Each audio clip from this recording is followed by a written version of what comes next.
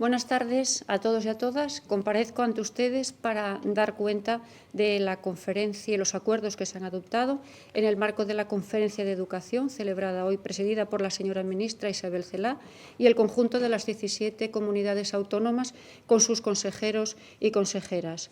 Es un segundo encuentro que ha tenido como orden del día y como referencia el poder ordenar y establecer criterios comunes para abordar el final del tercer trimestre.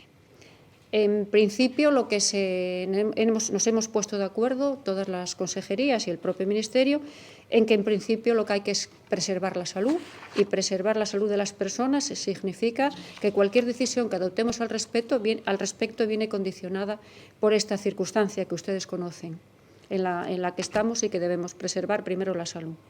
En segundo lugar, se ha acordado mantener, no acortar ni prolongar, mantener el calendario escolar que está establecido en todas y cada una de las comunidades.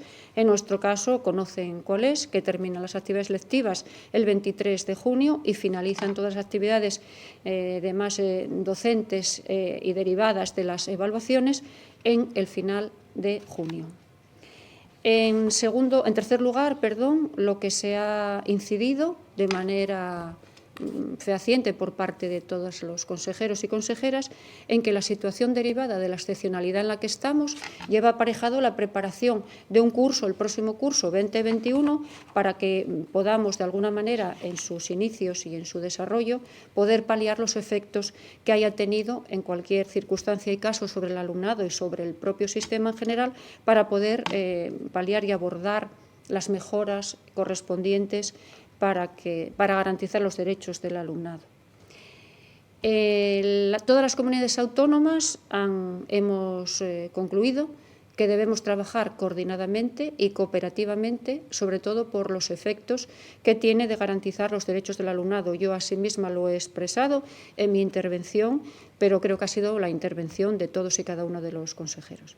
Sé que una de las cosas que más preocupan a las familias, a la sociedad en general, que tienen sobre nuestro sistema educativo puesto, digamos, una especial alerta y atención, es cómo vamos a resolver en el final de curso la evaluación.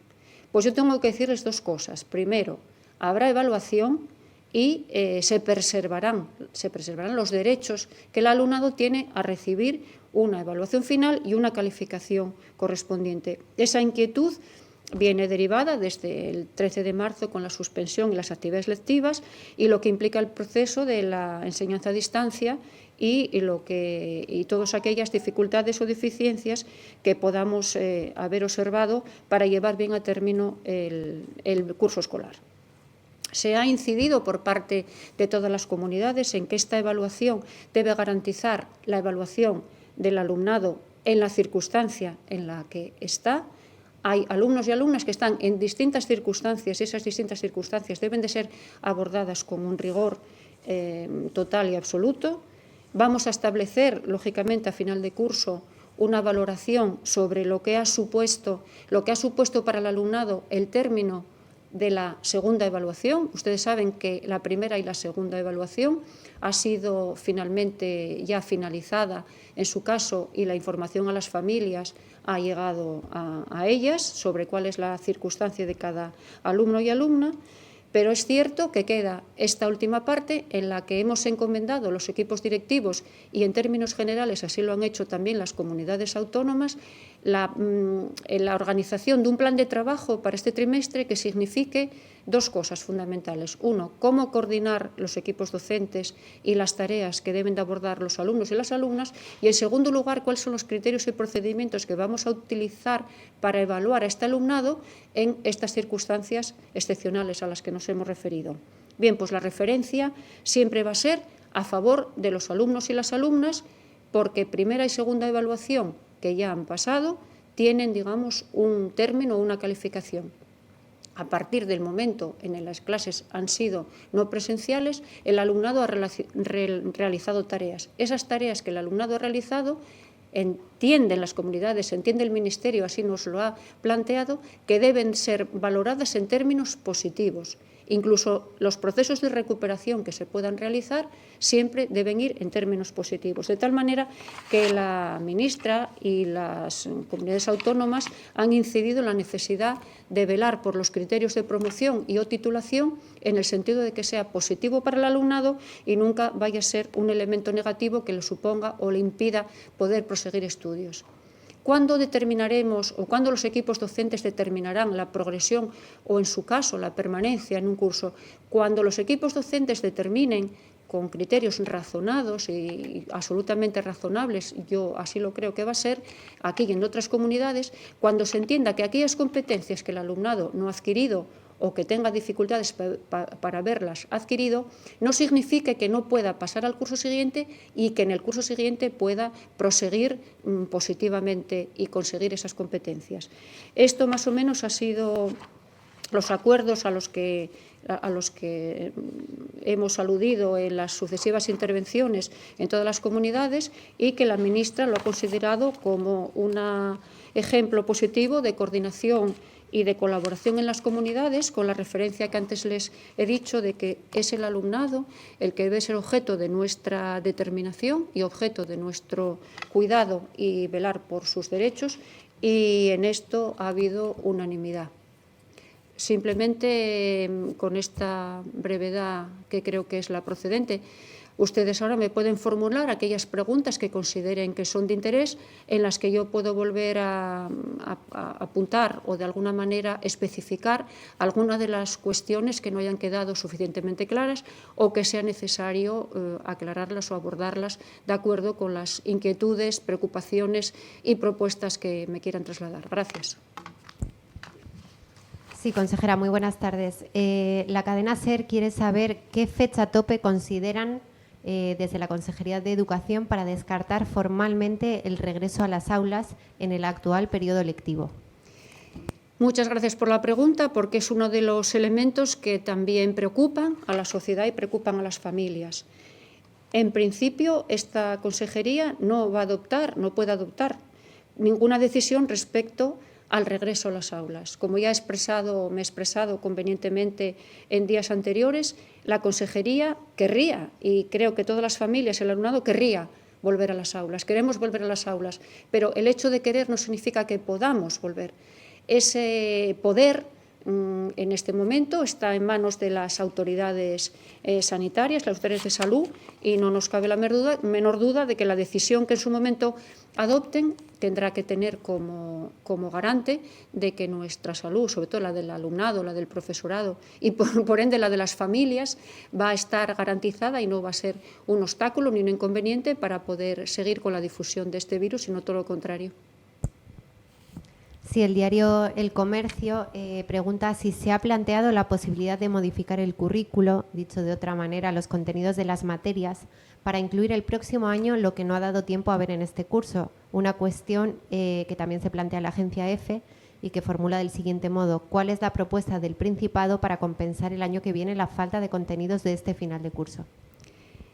Bueno, pues muchas gracias. También es otra preocupación, porque aquello que no hemos dado, ¿cuándo lo vamos a recuperar?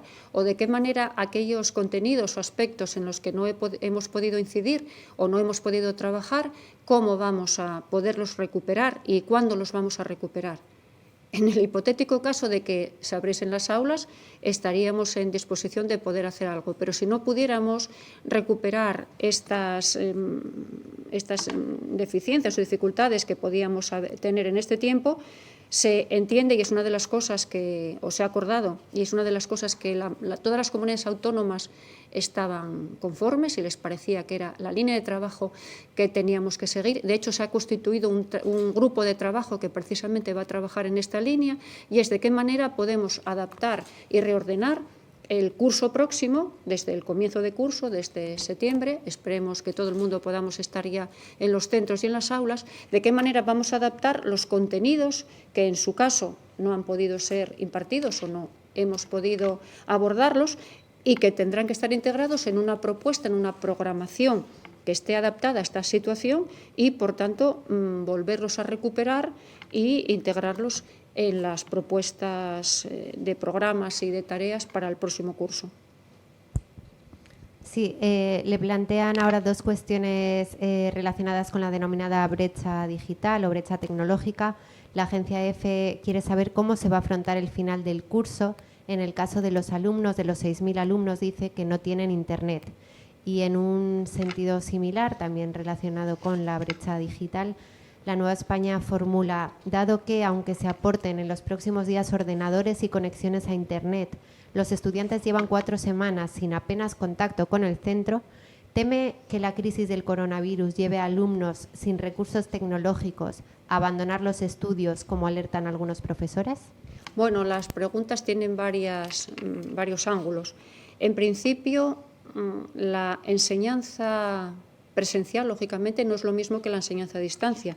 Por tanto, la parte, digamos, que no es relacional y de interacción entre el alumnado y el profesorado, eso tendremos que recuperarlo más tarde porque de momento no lo podemos recuperar por las razones antes que hemos señalado. No obstante, la enseñanza a distancia es una propuesta de aprendizaje que, siendo novedosa, sin embargo, está siendo objeto de innovación por parte del profesorado y por parte del propio alumnado. Luego, está siendo un aprendizaje en sí mismo esta propuesta de trabajo. No cabe duda de que hay alumnos y alumnas, sabemos, que no han tenido, o de momento no están teniendo acceso a las nuevas tecnologías.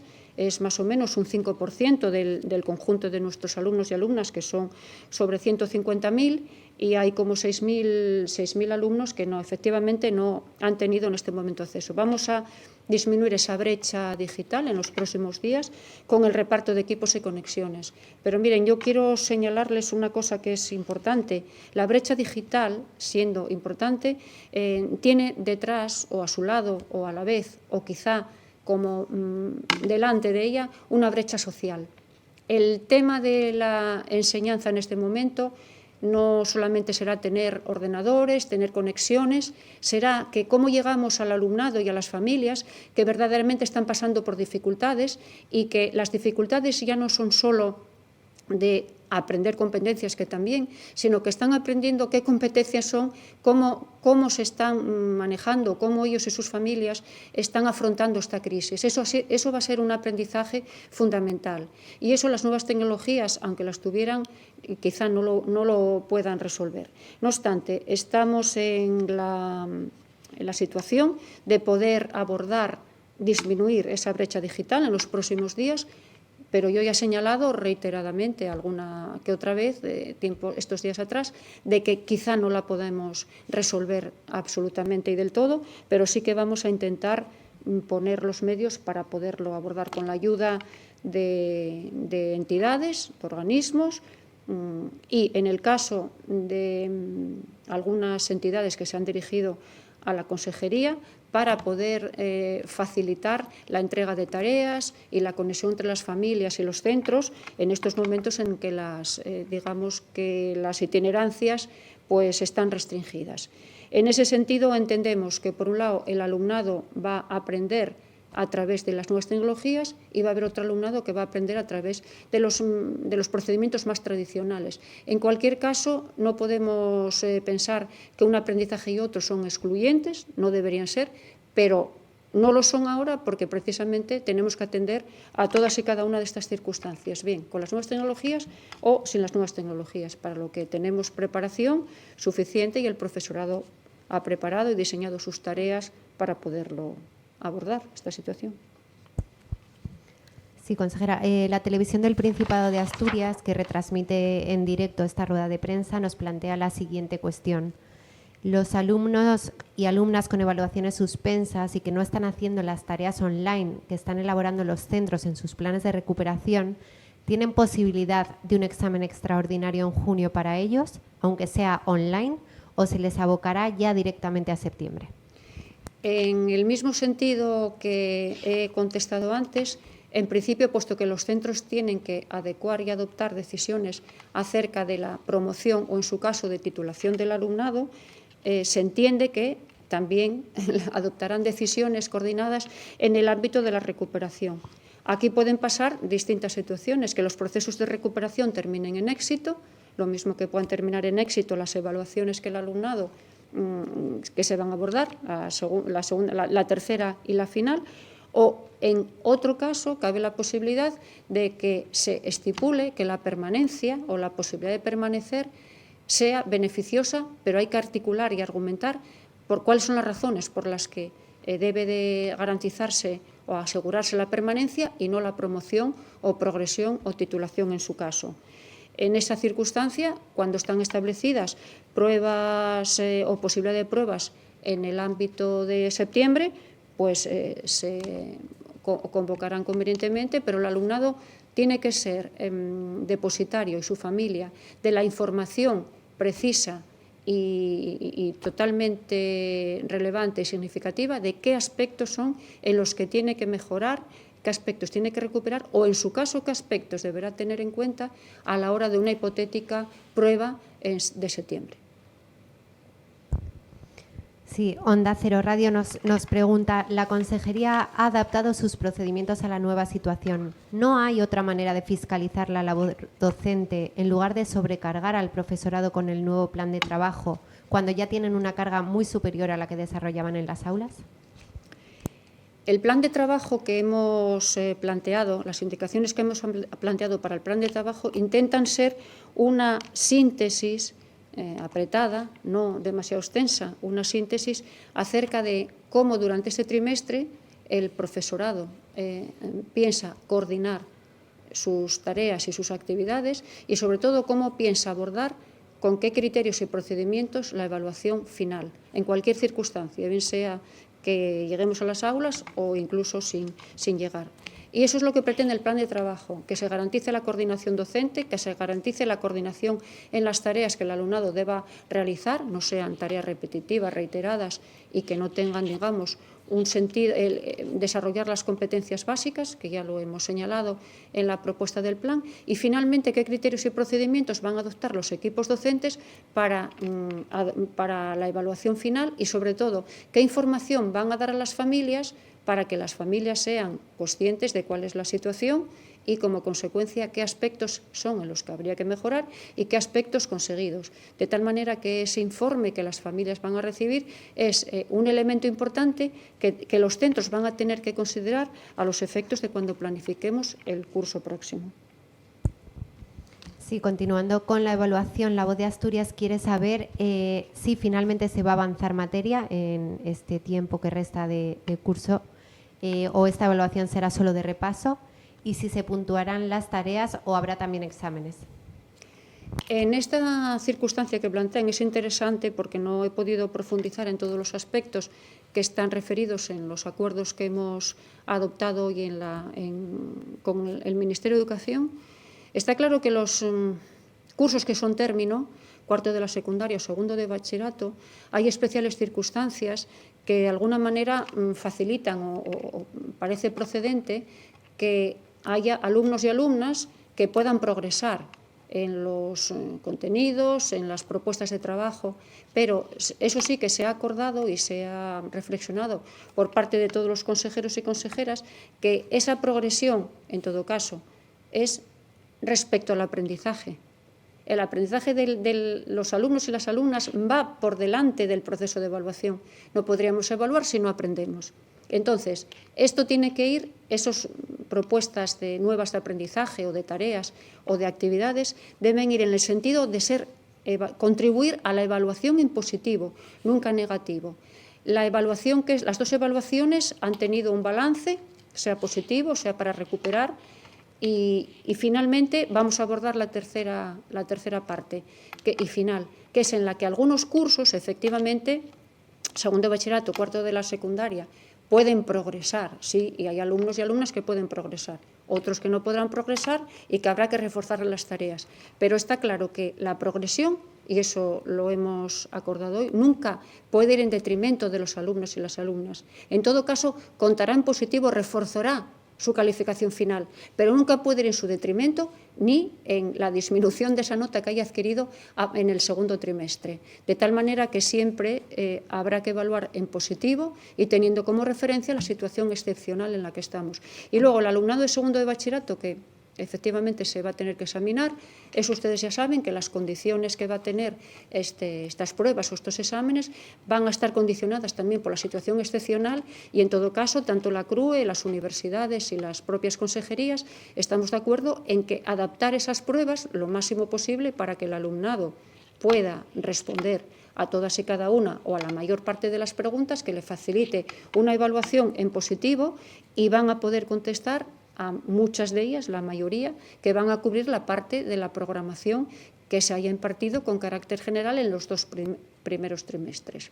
En este trimestre, si han aumentado tareas, si se han aumentado contenidos, va a ir en su favor, nunca va a ir en su contra, de tal manera que efectivamente pueden incrementar nota o incrementar su calificación de acuerdo con el esfuerzo que hayan realizado. En ese caso no me cabe duda que los equipos docentes tendrán suficientes argumentos y suficientes anotaciones y registros para poder establecer esta valoración en positivo en su caso. Sí, la cadena COPE plantea 2 cuestiones, a una de ellas ya se ha referido, que es qué pasa con los alumnos de bachillerato y de la EBAU. Y la segunda es sobre la evaluación final, y dice: entiendo que el aprobado será la norma y el suspenso la excepción. ¿Puede aclarar mejor en qué casos se obligará a repetir? Creo que gracias por la pregunta, pero es un poco insistir en las cuestiones que ya he planteado anteriormente. En el caso de la EBAU y de lo que va a suceder en las pruebas que se van a convocar, lo que sí se ha acordado, esperemos que sea posible, pero eso en este momento no lo podemos saber. Se espera que las pruebas sean presenciales, por eso se han retrasado todo lo más que se ha podido hasta finales de junio y los primeros días de julio. Esperemos que pueda ser, si no, en último caso, los plazos se retrasarían hasta el 10 de septiembre, de acuerdo siempre con lo que nos digan las autoridades sanitarias. Las pruebas de segundo de bachillerato van a adaptarse precisamente a la situación que se ha vivido en este curso, por tanto van a tener una opcionalidad y una variabilidad en su diseño y en las propuestas de preguntas, que van a poder ser abordadas por el alumnado en cualquiera de las circunstancias en que esté en este momento o haya estado en el segundo trimestre y haya seguido avanzando ahora. Siempre van a contener preguntas que sean posibles de contestar y relacionados con los programas y con el modelo de pruebas que habitualmente se viene haciendo para no, interferir y no distorsionar.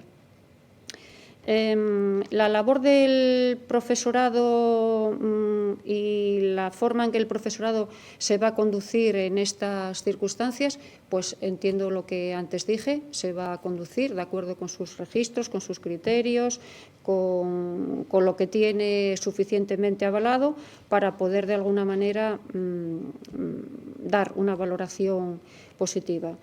Y el profesorado, antes se referían ustedes a que el plan de trabajo pueda ser una sobrecarga, un esfuerzo. Es simplemente sintetizar en unas pocas propuestas cómo van a articular el trabajo del tercer trimestre. Y no sé si me quedó alguna pregunta que me hayan indicado que no he contestado, y estoy a disposición. Sí, la agencia Europa Press quiere saber por qué se ha acordado la posibilidad de abrir algunos colegios en verano y no abrir los centros para finalizar el curso. Y si se van a abrir los colegios en verano en Asturias, ¿cuántos y dónde, con qué personal y con qué recursos? Una pregunta a la que se refiere también el diario El Comercio, que pregunta cómo se organizará, si será con profesores o con organizaciones no gubernamentales. En la conferencia se reflexionó sobre este aspecto. Este aspecto implica que abrir los centros es una cuestión que en este momento supera la consejería, pero no porque la supere, porque no la quiere abordar, sino porque abordar esta propuesta de abrir los centros y, en todo caso, hacer un servicio a las familias en el verano, lo primero tiene que estar autorizado y avalado por los informes sanitarios. Si lo fuera así, sobre todo lo que nos referíamos en la conferencia de educación es que no sería más de lo mismo, ¿no?, sino que es decir, no sería incrementar la labor docente, repasar y recuperar aquello que no hemos hecho en este trimestre, sino que fundamentalmente la apertura de los centros llevaría aparejado actividades lúdicas o actividades de carácter educativo, de encuentro, de interacción entre el alumnado. En ese caso, como ustedes señalan, por un lado, la consejería aún no se lo ha planteado porque tendríamos que pensarlo suficientemente bien para poder tener todas las garantías. Y, en segundo lugar, es cierto que lo que se ha reflexionado es sobre la posibilidad en la conferencia, y quizá nosotros tengamos que hacerlo aquí, sobre que entidades, ONGs, colaboradoras en nuestro caso, están siendo con la consejería en actividades complementarias, extraescolares, fundamentalmente, pudiesen de alguna manera hacerse cargo o potenciar este tipo de actividades. No es una cuestión que se excluya, pero en este momento la consejería no ha adoptado ninguna decisión. Y, en todo caso, primero, lo que nos digan las autoridades sanitarias; en segundo lugar, si es posible, estudiar la posibilidad de que entidades pudiesen, de alguna manera, articular esas actividades que tendrían ese carácter lúdico y de encuentro. Bueno, la verdad es que está siendo muy duro para el alumnado y las familias estar recluidos en las casas. Si esto se prolonga, va, digamos, a agudizar de alguna manera mayor, el confinamiento va a repercutir más negativamente, y parece que la expansión del verano pueda ser una liberación. En ese sentido, pues se decía, pero aún no está suficientemente estudiado de cómo hacer y si eso sería posible. Sí, la Voz de Asturias pide más concreción respecto a este último trimestre. Insiste en preguntar si podrá haber exámenes o si solo se evaluarán en beneficio de los estudiantes esas tareas que se están encomendando. Bueno, exámenes, pruebas. Vamos a ver, cabe la posibilidad de que sí, pero también cabe la posibilidad de que no. De tal manera que cuando se diseñase una prueba, una actividad que fuese de alguna manera que condujera a la obtención de una calificación que repercutiera sobre el procedimiento de evaluación, excluido no está, pero tiene que estar suficientemente articulado a qué objetivos pretende, qué es lo que se va a evaluar, por qué razones y, como consecuencia, qué valoración se va a establecer sobre el desarrollo o no de esa prueba al alumnado. Si decimos que esas pruebas no tienen por qué ser excluyentes, sino que al contrario tienen que ser positivas para el alumnado, no significa que no se puedan realizar. Seguramente se podrán realizar, porque a fin de cuentas realizar una prueba o resolver una prueba es como resolver una tarea que el profesorado nos encomienda para que podamos responder o dar cuenta de aquellas competencias en las que estamos desarrollando, ¿no? Estamos desarrollando y estamos adquiriendo nuestros aprendizajes, de tal manera que cualquiera de las tareas que el profesorado está encomendando al alumnado pueden ser, digamos, elementos suficientes para poder valorar su progreso. Pero, en último caso, si es que fuese necesario o los equipos docentes los consideraran suficientemente necesario para poder abordar una evaluación final o poner una nota, acentuar la progresión, pues tienen que justificarlo, argumentarlo y comunicarlo a las familias convenientemente, para que de alguna manera el alumnado pueda saber cómo va a ser evaluado, cuáles van a ser los criterios de la realización de esta prueba, lo mismo que de una tarea, y como consecuencia de qué tipo de valoración e información se les va a dar al respecto, siempre con aras de mejorar en el momento que se haga hasta final de curso o en el momento que se haga para poder retomar el curso siguiente. Sí, vamos con otra cuestión. La agencia Europa Press pregunta qué pasa con las escuelas de 0 a 3 años. ¿Van a volver esos alumnos a las aulas o se da también por cerrado el curso? El alumnado de 0-3 es lo mismo que el resto del alumnado y, como consecuencia, mientras permanezcan los centros educativos cerrados, las escuelas de 0-3 lo tienen que ser también, como consecuencia de que no hay una autorización expresa para que se abran. Esta consejera no puede autorizar la apertura de escuelas 0-3, por supuesto, en este momento, y ahí se está a expensas también y a decisión que con carácter específico pueda adoptar la Consejería de Salud. Sí, consejera. Dice el diario El Comercio, entiendo entonces que sí habrá calificación numérica, ¿no? ¿O solamente un informe de competencias, volviendo al asunto de la evaluación? Habrá las dos cosas. En los acuerdos que hemos adoptado en la Conferencia de Educación no son excluyentes, sino que se complementan. De tal manera que cuando tú recibes una calificación, esa calificación viene determinada porque se han aplicado unos criterios, los criterios de primero y segundo trimestre, los criterios que se hayan adoptado en el tercer trimestre. Y finalmente la familia debe de recibir una información exacta y fehaciente de cuál es la situación de su hijo o de su hija, cuál es la situación del alumnado. Y ese informe cualitativo no excluye una calificación.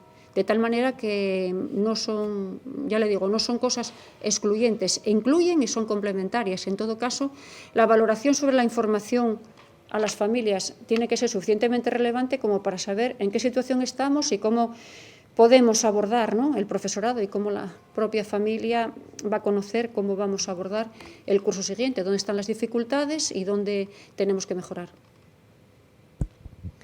Sí, vamos a ir ya con las últimas preguntas. La cadena COPE quiere saber cuándo se abre el plazo de solicitud de centros y matriculación para el próximo curso y cuál va a ser el procedimiento. Pues el procedimiento tiene que ser telemático. Hasta ahora el procedimiento se hacía con carácter presencial, con las taquillas de los centros abiertas, en donde la familia depositaba allí su hoja de inscripción y, digamos, recogía aquellos centros que consideraba que eran de su elección por el orden de prioridad y se situaba en el centro en el que en principio quería acudir o se quería escolarizar. En este caso tiene que ser telemáticamente, tiene que empezar ya, va a empezar en finales de la primera quincena de mayo, creo que la fecha es el 14, me parece, y esa, digamos, esa dimensión, ese procedimiento telemático, es fácil que se vaya a desarrollar durante todo el tiempo que dure la escolarización, que lleva aparejado la inscripción, la baremación en su caso, la publicación de listas, que también se tendrá que hacer todo online y con conocimiento de las familias, los procesos de recursos también serán telemáticos y las digamos que listas finales, pues lo mismo. Para todo eso está trabajando la Dirección General de Estrategia Digital y está pergeñando un programa que tendrá pues todas estas condiciones recogidas, estas condiciones que les digo, e incluso hasta que se pudiese en algún momento, si no hay acceso, bueno, con accesos telefónicos, de información telefónica, se van a establecer líneas para informar, incluso pues si se pudiese llegar a poder presentar la solicitud a través de los teléfonos móviles, que saben que el 98% de la población tiene teléfonos móviles, pues ya habría sido pues digamos, el aspecto positivo más importante de este proceso. Esperemos que pueda ser así, y si no, a través de los mecanismos de ordenadores, mails, etcétera, para organizar todo esto. Sí, ya para finalizar, la Nueva España plantea la siguiente cuestión. Ha dicho usted que espera que la EBAU pueda hacerse de forma presencial. ¿Se baraja otra alternativa en el caso de no poder hacerse así? En la conferencia de hoy lógicamente se reflexionó al respecto, ya se había reflexionado anteriormente. Se cree que tiene que ser presencial. Al menos es lo que han acordado las comunidades y el Ministerio, exceptuando que en algún momento las autoridades sanitarias nos digan no pueda ser. Esperamos que así sea, por eso las fechas se han alargado en el tiempo y se han llevado hasta finales de junio, julio, la segunda convocatoria. Incluso se ha abierto la posibilidad de poder hacerlas en septiembre, en los primeros 10 días de septiembre. Esta situación tiene detrás o lleva aparejado ese principio. Se quiere que sea presencial, en ningún caso de otra manera. Por tanto, esa decisión que ha sido tomada, excepto que se pueda tomar otra, es la que permanece, es la que la Universidad de Oviedo también conoce. Es la planificación de las fechas han sido, tanto en la universidad como con la consejería de común acuerdo, han sido diseñadas así al efecto, y en todo caso estamos a expensas de que se nos pueda autorizar convenientemente con todas las medidas que sean de garantía para la salud, y en ultimísimo caso que eso no se pudiera ahora en junio y en julio. Por eso el Ministerio ha previsto, en una orden ministerial que ha modificado la orden inicial, la de febrero, a que se puedan, digamos, llegar a celebrar hasta en fechas de septiembre. Esperemos que no, y deseamos que no, pero estamos a la espera de cómo transcurre la situación en el ámbito en el que estamos, en el contexto en el que estamos. Sí, señora consejera, hemos terminado ya con las preguntas que nos plantean los compañeros de los medios de comunicación, a los que aprovechamos para darles las gracias por su interés. Y si no quiere hacer ningún apunte o precisión más, damos por concluida la rueda de prensa. Muchas gracias a todos por seguirla. Bueno, yo quería fundamentalmente dar un último mensaje, que es que la Consejería está trabajando intensamente por intentar garantizar los derechos del alumnado, es lo que más nos preocupa. Sabemos que el profesorado está realizando un esfuerzo muy grande para poder, digamos, planificar todo el efecto que tiene una educación a distancia. Está, digamos, trabajando, digamos, intensamente. También sabemos que el alumnado está poniendo de su parte y de su esfuerzo mucho. También las familias que están, digamos, que acompañando a estos procesos, están acompañando a sus hijos y a sus hijas, y en la medida que pueden sabemos que están ayudando. Tenemos preocupación porque haya algunos alumnos o alumnas que quizás hayan desenganchado o que quizás tengan menos motivación. Hacemos un llamamiento a los equipos directivos y al profesorado para que procuren y se ocupen de verdad de que todo este alumnado pueda ser recuperado, si es que sabemos que no pueden ser muchos y muchas, pero que pueda ser objeto de interés. Creo que lo que tenemos que hacer es tener mucha información y colaboración con las familias. Las familias están preocupadas sobre todo por la salud, eso es lo que les preocupa, y porque sus hijas y sus hijos e hijas salgan adelante, y saben que esta situación de confinamiento les genera muchas dificultades, quieren salir a la calle, quieren poder pasear, quieren poder encontrarse con sus compañeros y compañeras, pero en este momento no va a ser posible. Yo creo que esto es un aprendizaje colectivo, no solo individual, es un aprendizaje colectivo, es un aprendizaje para todos y todas, es un aprendizaje para el propio funcionamiento del sistema educativo, en el que toda la implicación de familias, de profesorado y de alumnado y la propia administración educativa estamos, digamos, ahí en una inversión total. Sabemos que todas las cosas no las vamos a poder resolver, es posible que no, pero desde luego nuestro interés e intención es procurar estar allí donde se necesite un apoyo, una colaboración y las dificultades que pueda haber, intentar resolverlas. Sabemos que al 100% es posible que no lo consigamos, pero con toda la ayuda que se está teniendo de todas las partes y las sensibilidades que existen respecto al tema de la educación y la importancia que tiene para las familias y para los hijos y las hijas, vamos a intentar transitar durante este trimestre con mucho trabajo, con mucha dedicación, y bueno, esperemos que al menos en el verano podamos descansar, desconectar un poco y recargar las pilas y recobrar fuerzas para poder en el mes de septiembre con toda la intensidad volver. Y si es que volvemos antes a las aulas, cuestión que sería de desear, lo que tenemos que en ese momento es tomar contacto, cómo vamos a llegar, de qué manera vamos a llegar, cómo nos vamos a comunicar, de qué manera vamos a compartir las experiencias y las vivencias que tenemos, unas son positivas, otras negativas, y de alguna manera desestresarse, ¿no? Romper esa situación que está siendo tan difícil y tan dificultosa, este alumnado tan pequeño y las personas adolescentes que no pueden salir, que no pueden pisar la calle o en ningún tiempo prácticamente, ¿no? Pues esperamos que si puede ser en junio y en ese junio nos podemos encontrar, no sé si abrazar, pero quizá saludar o quizá intercambiar comunicación, creo que sería muy importante. Y si no pudiera ser así, pues en septiembre volveremos con nuevas fuerzas, con nuevos apoyos y con nuevos papeles y ámbitos que debamos de abordar. Y nada, muchas gracias a los medios de comunicación.